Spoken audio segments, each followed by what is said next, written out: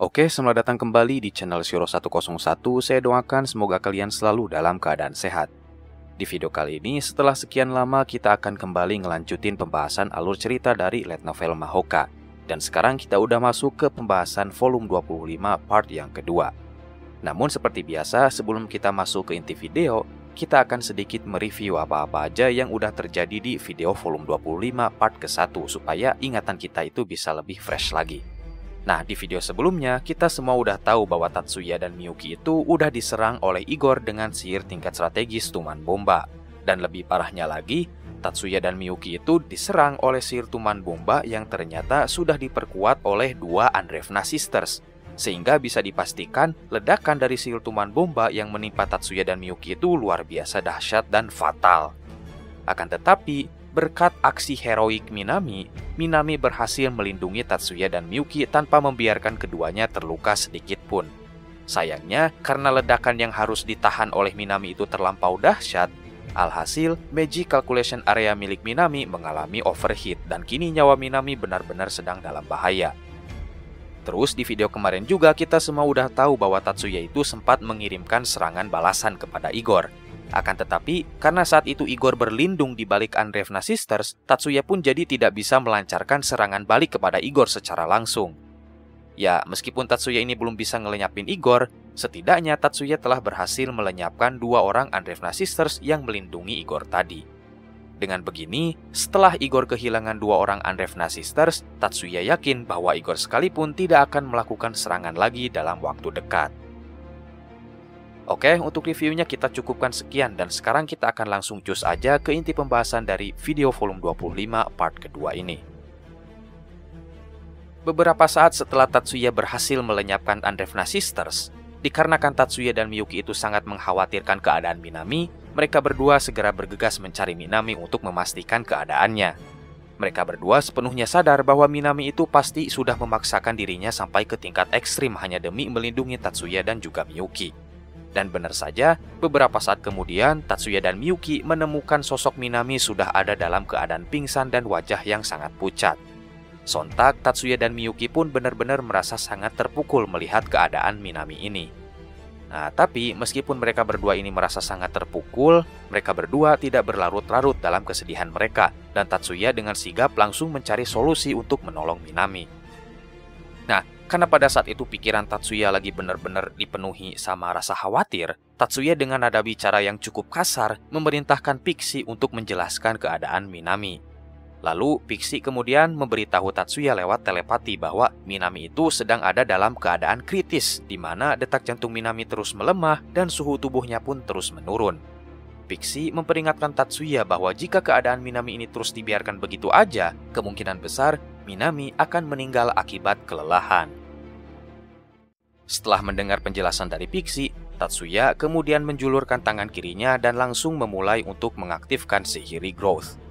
Dan dari sini, Tatsuya pun mulai membaca seluruh informasi terkait tubuh Minami dengan Elemental Sight untuk mencari penyebab di balik melemahnya tubuh Minami. Pertama-tama, Tatsuya mengecek Eidos dan juga riwayat perubahan dari Eidos Minami. Namun setelah Tatsuya cek Eidos Minami dengan Elemental Sight, Tatsuya sama sekali tidak menemukan keanehan apapun pada riwayat perubahan Eidos Minami. Dan Tatsuya pun masih belum bisa mengetahui penyebab dari memburuknya kondisi tubuh Minami. Nah, karena Tatsuya gak bisa nemuin masalah apapun pada Eidos Minami, Tatsuya memutuskan untuk menyelam lebih dalam lagi dengan Elemental Sight. Nah, selanjutnya Tatsuya memutuskan untuk mengecek Psion Information Body milik Minami dan tentunya Tatsuya juga tidak lupa untuk mengecek segala riwayat perubahan yang terjadi pada Psion Information Body milik Minami. Namun sekali lagi, Tatsuya masih belum bisa menemukan keanehan apapun yang menjadi penyebab dari memburuknya kondisi tubuh Minami. Setelah Tatsuya menelusuri Psion Information Body milik Minami dan tidak menemukan keanehan apapun, kali ini Tatsuya memutuskan untuk menelusuri struktur dari Psion Information Body yang terikat langsung dengan tubuh dan pikiran Minami. Dan kebetulan, struktur dari Psion Information Body ini merupakan wilayah yang sebenarnya belum bisa Tatsuya jangkau gitu dengan Elemental Sight di masa lalu. Untungnya, semenjak Tatsuya terlepas dari belenggu sihir Pledge, Tatsuya kini bisa mendapatkan kembali kekuatannya secara utuh. Dan tidak hanya kemampuan Elemental Sight saja yang meningkat, Tapi kemampuan lainnya seperti decomposition dan juga regrowth itu juga sama-sama ikut meningkat pesat semenjak segel pledge dihancurkan oleh Tatsuya. Oleh karena itu, di sini Tatsuya benar-benar berharap agar kemampuan elemental side-nya yang sudah terupgrade ini mampu menemukan penyebab dari kondisi melemahnya Minami. Karena bagi Tatsuya sendiri, dia tidak mau tragedi yang menimpa Sakurai Honami itu terulang untuk kedua kalinya. Oke, kembali ke laptop. Nah, di saat Tatsuya mengamati struktur dari Psion Information Body milik Minami, akhirnya Tatsuya pun berhasil menemukan titik terang. Tatsuya menemukan bahwa imaginary body, atau lebih tepatnya Psion Information Body yang terikat langsung dengan pikiran Minami, ternyata sedang ada dalam kondisi terluka. Hal inilah yang menjadi penyebab dibalik melemahnya tubuh Minami. Perlu kalian tahu, imaginary body ini bisa dibilang sebagai perantara atau jalan yang digunakan oleh pikiran manusia untuk menyalurkan perintah dari tubuh astral kepada tubuh fisik. Karena pada dasarnya, tubuh fisik itu tidak akan bisa membuat keputusan apapun jika tidak menerima perintah dari pikiran. Dan dari sini kita bisa nyimpulin gitu, kalau imaginary body milik seseorang itu sampai mengalami kerusakan, maka instruksi yang dikirimkan oleh mind atau pikiran itu tidak akan mampu mencapai tubuh fisik orang tersebut. Dan akibatnya, karena tubuh fisik itu tidak menerima perintah dari mind atau pikiran, tubuh fisik pun akan kehilangan fungsinya secara signifikan, meskipun tubuh fisiknya itu tidak mengalami penyakit atau kelainan apapun. Nah, kondisi inilah yang sebenarnya sedang terjadi pada Minami. Nah, dalam penglihatan Tatsuya melihat bahwa terdapat beberapa lubang yang ada pada imaginary body milik Minami. Dan imaginary body milik Minami ini tidak mampu menutup luka-lukanya sendiri, seolah-olah kemampuan regenerasinya itu sudah menghilang. Nah, karena Tatsuya pun sudah berhasil menemukan sumber masalah, Tatsuya pun dengan sigap gitu langsung mengaktifkan sihir regrowth untuk 2 target sekaligus. Target yang pertama yaitu Psion Information Body yang terhubung dengan tubuh fisik Minami, dan target yang kedua yaitu imaginary body milik Minami. Dengan begini, setidaknya Tatsuya udah berhasil memberikan pertolongan pertama untuk Minami. Karena ya, meskipun Tatsuya ini udah berhasil mengembalikan imaginary body milik Minami ke bentuk semula dengan sihir regrowth, Tatsuya masih belum bisa mengembalikan kemampuan regenerasi yang dimiliki oleh imaginary body tersebut. Jadi Minami ini masih belum bisa dinyatakan sembuh secara total. Nah, setelah Tatsuya berhasil memperbaiki imaginary body milik Minami dengan sihir regrowth, tubuh Minami pun perlahan-lahan mulai kembali stabil dan Minami berhasil melewati masa-masa kritis. Setelah berhasil memastikan keselamatan Minami, Tatsuya lalu meminta Miyuki dan juga Pixie agar menyiapkan kasur atau futon untuk Minami. Sementara Tatsuya langsung menghubungi kediaman utama klan Yotsuba dan meminta klan Yotsuba agar sesegera mungkin mengirimkan personil untuk mengirim Minami ke rumah sakit. Oke, di video pembahasan volume 25 part 1 kemarin, kita semua udah tahu bahwa Mayor Jenderal Saeki Hiromi itu merupakan pejabat tinggi kemiliteran Jepang yang sudah mengetahui rencana Igor untuk menyerang Tatsuya. Tapi meskipun Saeki ini udah tahu Igor itu bakal ngincer Tatsuya, Saeki justru malah dengan sengaja tidak memberitahu Tatsuya akan rencana penyerangan tersebut. Saeki dengan sengaja juga ngejadiin Tatsuya sebagai tumbal dengan tujuan agar dirinya itu bisa mendapatkan informasi-informasi penting terkait sihir tuman bomba. Selain itu, alasan lain kenapa Saeki sengaja ngebiarin Igor nyerang Tatsuya adalah supaya Saeki bisa menjadikan tindakan agresif Igor ini sebagai senjata politik untuk menyudutkan pihak Uni Soviet baru. Makanya di volume 25 part 1 kemarin, Saeki memberikan misi kepada Kazama gitu untuk menyelinap masuk ke sekitar area villa yang dihuni oleh Tatsuya supaya Kazama ini bisa mengambil data terkait sihir tuman bomba. Terus Saeki juga memperingatkan Kazama untuk tidak membocorkan informasi terkait rencana penyerangan Igor ini kepada orang lain, terlebih-lebih ke Tatsuya. Dan Saeki juga mewanti-wanti Kazama agar operasi pengumpulan informasi terkait sihir tuman bomba ini jangan sampai diketahui oleh siapapun. Nah, karena Kazama ini tidak bisa melawan atasannya, akhirnya Kazama pun mematuhi perintah dari Verdi Sambo. Oke, kembali ke cerita utama. Nah, pada saat ledakan sihir tuman bomba itu terjadi, Kazama yang ditemani oleh Fujibayashi Kyoko dan juga 2 anak buahnya dari Batalion Sihir 101 rupanya sudah berhasil menyelinap masuk ke area Villa Tatsuya. Kazama dan juga para anak buahnya itu berada di dalam sebuah mobil militer sambil mengawasi dan mengumpulkan informasi tentang apa-apa aja yang terjadi di area villa tersebut. Nah, alasan kenapa Kazama ini bisa berhasil menyelinap masuk ke area villa yang dihuni oleh Tatsuya Itu dikarenakan Kazama menggunakan teknik spesial andalannya, yaitu Cloak of Invisibility atau teknik jubah tak terlihat. Nah, teknik Cloak of Invisibility ini merupakan sebuah teknik dari sihir kuno yang mampu memanipulasi pikiran manusia dengan cara memberikan sugesti bahwa user atau orang yang mengaktifkan teknik ini seolah-olah tidak ada gitu. Dan terbukti, saking hebatnya teknik ini, orang-orang dari klan Yotsuba yang saat itu sedang berjaga di area villa, termasuk Tatsuya sekalipun, benar-benar tidak menyadari keberadaan Kazama dan para anak buahnya. Nah, meskipun teknik Kazama ini bisa dibilang cukup hebat, Kazama sendiri sebenarnya cukup kerepotan gitu untuk mengaktifkan teknik Cloak of Invisibility ini secara terus-menerus. Terlebih lagi Kazama harus bersembunyi di sebuah area yang dijaga oleh orang-orang dari klan Yotsuba yang juga tak kalah hebat dalam urusan memanipulasi pikiran. Jadi kalau sampai Kazama ini lengah meskipun hanya sebentar, keberadaan Kazama dan juga para anak buahnya itu udah pasti bakal diketahui oleh orang-orang dari klan Yotsuba. Nah, perlu kalian tahu nih, sebenarnya di sekitar area villa yang sedang dihuni oleh Tatsuya dan Miyuki itu udah ada orang-orang dari klan Yotsuba yang ditugaskan untuk mengawal Tatsuya dan Miyuki ya. Dan kebetulan pada hari di mana serangan tuman bomba itu terjadi, orang yang mendapat giliran tugas untuk menjaga Tatsuya dan Miyuki itu adalah Tsukuba Yuka. Seperti yang kita tahu, di ruang lingkup klan Yotsuba, Tsukuba Yuka ini merupakan penyihir yang sangat unggul gitu dalam urusan sihir interferensi mental. Jadi udah pasti di saat Yuka melaksanakan tugas pengawalannya, Yuka pasti akan lebih banyak mengandalkan sihir interferensi mental untuk mencegah adanya penyusup. Dan betul aja, pada saat Yuka melaksanakan tugasnya sebagai pengawal Tatsuya dan Miyuki, Yuka rupanya sudah mengaktifkan sihir interferensi mental berupa barier yang mampu memanipulasi pikiran orang supaya orang-orang itu menjauhi area yang dilindungi oleh barier tersebut. Dan lebih hebatnya lagi, barier yang Yuka buat ini mampu mencakup area seluas 1 km. Nah, selain punya kemampuan untuk menjauhkan orang-orang dari area tertentu, barier yang dibuat oleh Yuka ini juga berfungsi layaknya radar yang mampu mendeteksi siapapun yang masuk ke dalam barier. Makanya saya udah bilang tadi bahwa orang sehebat Kazama sekalipun itu masih harus tetap waspada dan hati-hati. Karena kalau sampai Kazama lengah, lokasi keberadaan Kazama dan juga anak buahnya akan terdeteksi oleh barier yang dibuat oleh Tsukuba Yuka. Tapi ya, pada akhirnya Kazama dan anak buahnya pun ketangkap basah juga oleh Tsukuba Yuka. Yuka secara kebetulan berhasil menemukan keberadaan Kazama saat dia melakukan pengecekan terhadap barier yang dia pasang. Kalau aja Yuka saat itu nggak teliti, kemungkinan besar Kazama akan bisa lolos dari pengawasan Yuka. Nah, mengetahui bahwa dirinya itu udah terlanjur ketahuan, Kazama pun memutuskan untuk tidak kabur dan Kazama lebih memilih untuk berdialog dengan Tsukuba Yuka.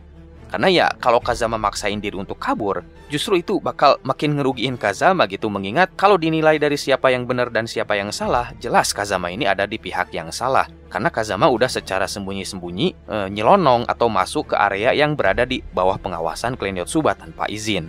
Makanya di sini Kazama lebih memilih untuk menghadapi Tsukuba Yuka secara langsung daripada kabur. Nah, sekarang kita berpindah ke sudut pandangnya Yuka dulu.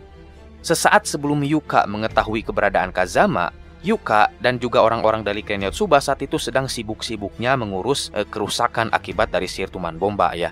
Dan dengan melihat data dan situasi, Yuka dan juga orang-orang dari klan Yotsuba sudah bisa menyimpulkan apa yang sebenarnya terjadi di area villa tersebut. Yuka dan juga orang-orang dari klan Yotsuba meyakini bahwa ledakan besar yang telah menyerang villa hunian Tatsuya dan Miyuki itu adalah sihir tuman bomba. Dan Yuka pun juga sudah menduga bahwa kemungkinan besar Minami pasti sedang mengalami overheat akibat aksi heroiknya untuk melindungi Tatsuya dan Miyuki. Oleh karena itu, Yuka dan juga beberapa orang dari klan Yotsuba memutuskan untuk segera bergegas menuju villa Tatsuya untuk mengecek keadaan Tatsuya dan kawan-kawan termasuk Minami. Nah, karena Yuka ini orangnya cukup teliti dan disiplin, Yuka tidak lupa gitu untuk mengecek ulang barier yang telah dia pasang untuk mengetahui apakah ada penyusup atau enggak. Dari sinilah operasi sembunyi-sembunyi Kazama pun akhirnya terbongkar juga. Nah, tanpa pikir panjang, Yuka pun memutuskan untuk memprioritaskan penyergapan para penyusup ketimbang mengecek keadaan Tatsuya dan kawan-kawan. Karena Yuka yakin bahwa orang yang bisa menyusup ke dalam barier yang udah dia buat tanpa sepengetahuannya itu adalah orang yang benar-benar patut diwaspadai. Singkat cerita, Tsukuba Yuka bersama dengan 10 anak buahnya pergi menghampiri Kazama dan kawan-kawan. Dan setelah keduanya memperkenalkan diri, Yuka dengan nada bicara yang cukup kesal menanyakan apa maksud dari kedatangan Kazama ke wilayah yang ada dalam pengawasan dari klan Yotsuba. Kazama pun hanya tersenyum sambil menjawab bahwa dia tidak bisa menjawab pertanyaan yang diajukan oleh Yuka karena itu adalah rahasia militer. Nah, dari sini dimulai deh tuh debat antara Kazama melawan Tsukuba Yuka. Nah, singkat cerita, karena Yuka ini tidak bisa mengalahkan Kazama dalam adu argumen, Yuka pun akhirnya jadi bingung sendiri gitu, dan Yuka tidak bisa mendapatkan jawaban dari mulut Kazama tentang alasan dibalik kedatangan Kazama ke wilayah Clan Yotsuba tanpa izin. Nah, di saat Kazama dan Yuka ini sedang fokus berdebat, tiba-tiba aja entah dari mana Tatsuya langsung datang mengintervensi. Baik Kazama maupun Yuka benar-benar sangat kaget dengan kehadiran tiba-tiba Tatsuya ini. Dan mereka berdua sama sekali tidak bisa merasakan hawa kehadiran Tatsuya sampai akhirnya Tatsuya memutuskan untuk berbicara langsung kepada mereka. Tanpa salam, tanpa ngasih hormat, dan tanpa ngasih basa-basi, Tatsuya langsung nanya to the point ke Kazama. Apakah Kazama ini sudah benar-benar tahu bahwa Tatsuya itu bakal diserang oleh sihir tuman bomba? Nah, mendengar pertanyaan ini dari Tatsuya, Kazama pun hanya bisa menjawab bahwa dia tidak bisa menjawab pertanyaan Tatsuya karena itu adalah rahasia militer. Tapi ya, dari perkataan Kazama ini aja, Tatsuya udah bisa nebak gitu bahwa pihak kemiliteran itu pasti udah tahu bahwa dirinya itu bakal diserang oleh sihir tuman bomba.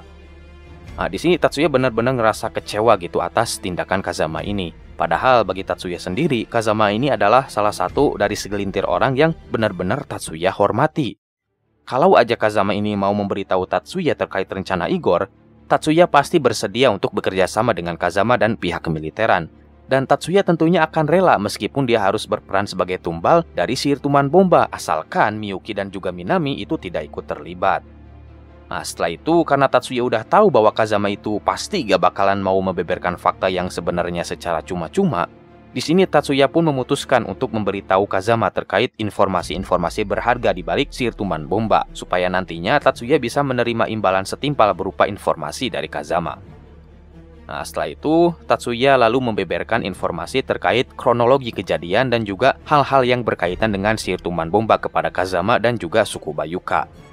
Pertama-tama, Tatsuya membeberkan informasi terkait status Igor. Tatsuya mengaku bahwa dirinya itu tidak sempat melancarkan serangan balasan kepada Igor secara langsung. Tapi sebagai gantinya, Tatsuya telah berhasil membunuh 2 orang perempuan yang dicurigai sebagai penyihir tingkat strategis yang disembunyikan oleh Uni Soviet baru. Nah, setelah itu, Tatsuya kemudian memberitahu Kazama perihal kereta pribadi yang dicurigai sebagai kendaraan yang digunakan oleh Igor untuk mengangkut alat-alat penunjang aktivasi sihir tuman bomba. Nah, Kazama ini sangat terkejut gitu setelah mendengarkan seluruh informasi yang dikatakan oleh Tatsuya ini, karena informasi-informasi yang Tatsuya katakan ini kemungkinan besar jauh lebih berharga dibandingkan dengan informasi yang dikumpulkan oleh Kazama dan anak-anak buahnya. Dan terlebih lagi, pernyataan Tatsuya ini juga tidak memiliki kontradiksi dengan informasi yang udah dimiliki oleh pihak kemiliteran, sehingga bisa dibilang seluruh pernyataan Tatsuya barusan itu sepenuhnya bisa dipercaya. Nah, setelah Tatsuya ngebeberin semua hal yang dia ketahui terkait sihir tuman bomba, sekarang giliran Tatsuya untuk meminta imbalan kepada Kazama berupa informasi sebenarnya yang udah diketahui oleh pihak kemiliteran. Ya, karena Kazama ini kan udah mendapatkan banyak informasi penting dari Tatsuya, Kazama pun mau gak mau harus adil, dan Kazama mengakui bahwa pihak kemiliteran sudah menduga bahwa Igor akan melakukan penyerangan. Namun di sini, Kazama berdalih bahwa baik dirinya maupun juga pihak kemiliteran tidak tahu persis kapan penyerangan itu akan terjadi. Nah, dari pernyataan ini aja, Tatsuya itu bisa menyimpulkan bahwa Kazama dan pihak kemiliteran memang udah tahu bahwa Igor itu akan menjadikan dirinya sebagai target penyerangan. Dan Kazama pun tidak menyangkal hal ini. Dan dari pernyataan Kazama juga, Tatsuya sudah bisa mengetahui bahwa orang yang udah memerintahkan Kazama itu pasti adalah Mayor Jenderal Saeki dan bukan pihak kemiliteran secara keseluruhan. Karena ya, pejabat tinggi kemiliteran yang mengetahui identitas asli Tatsuya sebagai penyihir tingkat strategis itu cuma Saeki dan juga orang-orang yang pangkatnya lebih tinggi dari Saeki. Dan dengan kehadiran Kazama di wilayah Clan Yotsuba itu juga udah jadi bukti yang kuat bahwa Saeki itu memang sudah mengetahui bahwa Igor itu akan menyerang Tatsuya dengan sihir tuman bomba. Nah, setelah mengetahui apa yang dia mau ketahui, Tatsuya pun segera bergegas kembali menuju villa untuk mengurus Minami. Tatsuya langsung pergi dari hadapan Kazama tanpa memberi hormat atau isyarat apapun. Oke, sekian dulu untuk video kali ini dan sekarang kita akan masuk ke sesi Saweria. Yang pertama ada dari Angelina Kudo Shields. Spill nama asli dan kota asal Min. Nama saya diawali huruf R dan diakhiri huruf I ya. Dan saya domisilinya dari Garut. Dah gitu aja ya. Dan by the way, makasih banyak buat sawerannya. Next ada dari penyawer setia Isnain. Jir, seminggu mau 3 konten abis nelin steroid kayaknya. Wak wak wak. Cadamin, hehehe. Ya, hitung-hitung ngebayar 2 bulan kemarin ya kan. 2 bulan kemarin kan saya sama sekali gak upload video gitu. Jadi sekarang mau gak mau ya harus digas uploadnya gitu. Dan seperti biasa, makasih banyak bro buat sawerannya. Oke, mungkin saya cukupkan sekian untuk video kali ini dan sampai jumpa di video berikutnya.